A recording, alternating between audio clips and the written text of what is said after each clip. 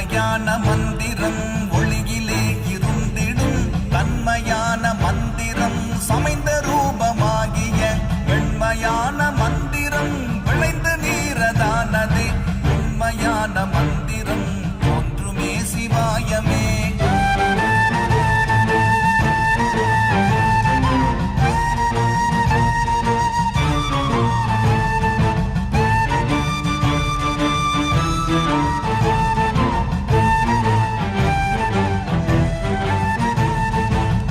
நமச்சிவாயமே உணர்ந்து மெய் உணர்ந்த பின் ஓம் நமச்சிவாயமே உணர்ந்து மெய் தெளிந்த பின் ஓம் நமச்சிவாயமே